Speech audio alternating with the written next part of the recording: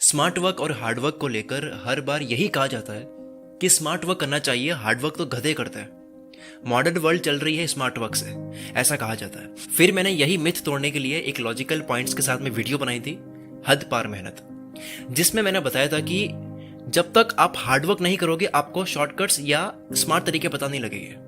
ये जो स्मार्ट सोचने का, ब्रेन का जो पैटर्न होता है, दिमाग का जो पैटर्न बनता है स्मार्ट सोचने का, वो मेहनत करने के बाद में बनता है, लेकिन पहले मेहनत करनी होती है। जब भी कहीं ये लिखा होता है कि हार्ड वर्क नहीं स्मार्ट वर्क करना चाहिए, तो आलसियों को बड़ा मजा आ जाता है कि मैं स्मार्ट वर्क वाली कैटेगरी में आता हूं क्योंकि मैं हार्ड वर्क नहीं कर रहा हूं। बल्कि स्मार्ट वर्क का एक्चुअल मतलब होता है कि हार्ड वर्क कहां करना है, हद पार मेहनत कहां करनी चाहिए, ये पता होना ही स्मार्ट वर्क है।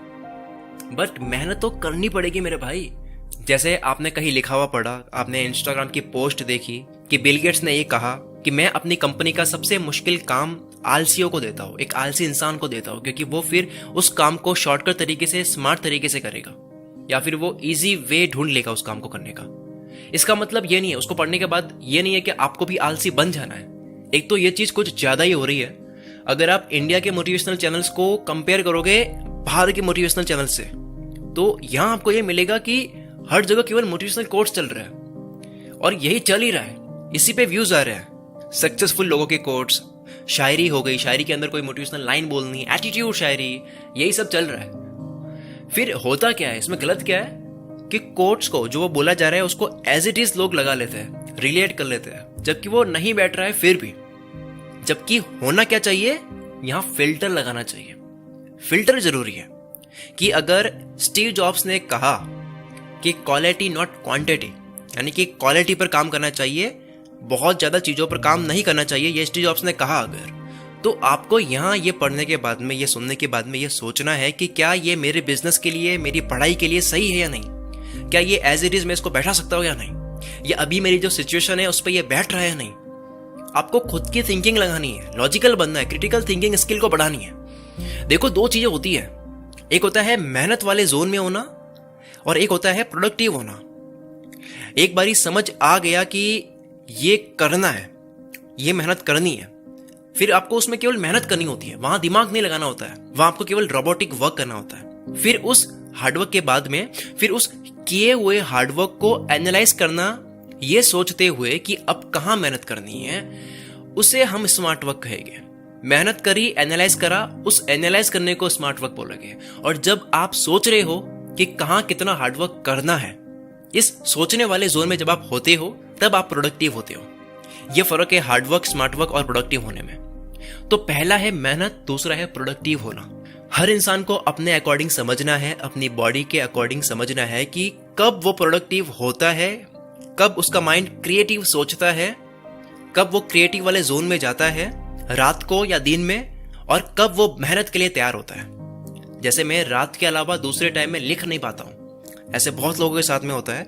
जो भी आर्टिस्ट होते हैं वो रात को ही लिख पाते हैं, सोच पाते हैं, क्रिएटिव सोच पाते हैं। 2 साल हो गए मैं तड़प गया, लेकिन फ्लो कभी बना ही नहीं पाया कि मैं दिन में भी वो लिखूं, वो बोलूं, वो क्रिएटिव काम करूं, लेकिन नहीं कर पाता हूं। दिन में मेहनत हो जाएगी, पर आर्टिस्ट वाला माइंड रात को चलता है। सारा गेम अपनी एनर्जी को समझकर, अपनी बॉडी को समझकर कि कब हार्डवर्क करने का मन करता है, कब एनालाइज करने का, सोचने का मन करता है, फिर ढंग की जगह पर हद पार मेहनत करना ही जिंदगी की परिभाषा है। चाहे वो काम हो, स्टडी हो, लर्निंग हो, कुछ भी हो, कुछ भी करना हो गया, कुछ भी बनाना हो गया। आउटलायर्स बुक के ऑथर मैल्कम ग्लैडवेल कहते हैं कि आपको 10,000 घंटे का हार्डवर्क देना होगा अगर आपको किसी भी काम में एक्सपर्ट होना है, जो कि एक दिन के 3 घंटे होते हैं अगर आप 10 साल तक मेहनत करो। ज्यादा पैशनेट हो तो डेली के 6 घंटे देकर आप 5 साल में एक्सपर्ट हो सकते हो। तो जो इंसान किसी भी फील्ड में धो रहा होता है, धोना मतलब खेल रहा होता है, मतलब अच्छा कर रहा होता है, बहुत गंदा मार रहा होता है, बैक टू बैक कामयाब हुआ ही जा रहा है, एक के बाद एक चीजें लाई जा रहा है, तो वो उसी वक्त नहीं हो रहा है। पहले वो एक्सपर्ट बना, उसको एक एक चीज पता चली, बुरी तरह से एक एक बार अलग अलग चीजों में वो फेल हुआ, फिर उसने धोना शुरू किया। कभी पता लगाओगे कामयाब लोगों के बारे में तो आपको यही मिलेगा उनके पास्ट में कि वो बहुत सालों से बस अपनी ग्रिप बना रहे थे। आपको सालों लग जाएंगे किसी भी सब्जेक्ट में अच्छी तरह से ग्रिप बनाने में। एक बार में अच्छे से बल्ला हाथ में नहीं आएगा, टाइम लगेगा, बार बार बल्ला चेंज करना पड़ेगा, फिर जिस दिन आपके समझ में एक बल्ला आ गया, आपके हाथ में एक बल्ला बैठ गया, आपकी ग्रिप टाइट हो गई, उस माइंडसेट में जब आप आ गए, फिर आपके अंदर से आएगा कि आने दो कैसे भी बॉल, जाएगा तो 6 ही। तब उस दिन 6 बॉल में 6 छक्के जाएंगे। हर काम में बस कामयाबी मिलती ही जाएगी।